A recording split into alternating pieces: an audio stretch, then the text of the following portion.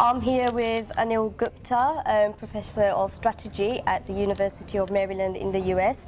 Hi Anil, it's nice to have you here.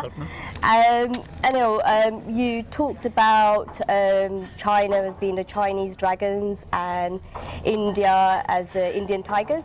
Can you tell us a bit more about how they're making their way into the world as sort of global giants? Yes. Of course, what happens with that when you have economies that are becoming big, they create big companies and they create big ambitions. And so that's what's really fueling the rise of Chinese dragons and Indian tigers.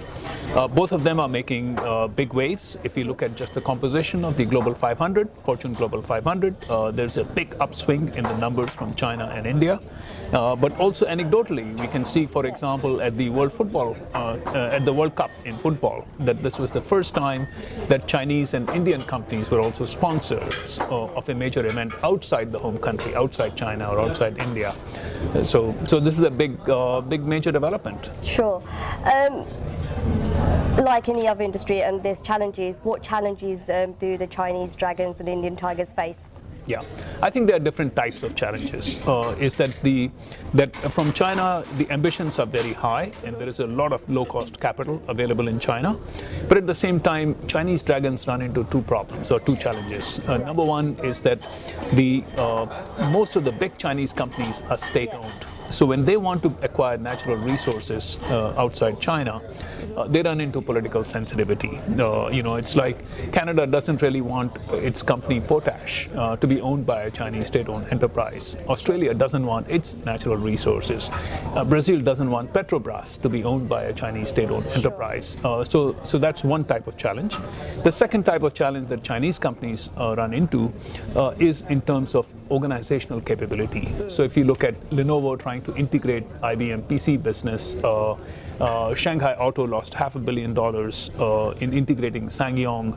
TCL ran into problems. So therefore, those are the kind of challenges.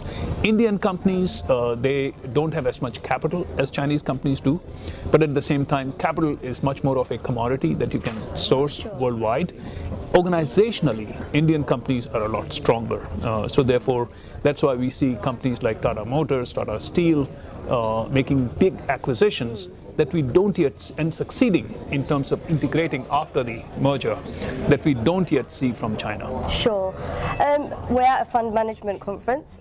How can fund managers tap into these growing opportunities? Yeah, I think that for fund managers, really the key lies in being able to make good judgments, good predictions about which kind of companies are likely to succeed. Right. Because as companies go global, particularly as they go global through the M&A game, it becomes a high-stakes game. It could be a fantastic success, it could be a big disaster. And so I think for fund managers, it's important to be able to assess, to go behind the headlines, and to be able to assess the company's capabilities and actually integrating the acquisition. And then to be able to make judgments, will it pay off or will it not pay off? Yes. Let's look ahead 10 years. Who do you see as the winners, Chinese dragons or the Indian tigers? I think we will see both of them as winners, but we will see different types of winners. Right. That I think more likely the Chinese winners will be the big exporters from China. The more likely the big winners from India will be companies that make acquisitions in the developed countries. Sure. Okay. Thank you, Anil. Thank you so much for your time. Thank you. Thank you.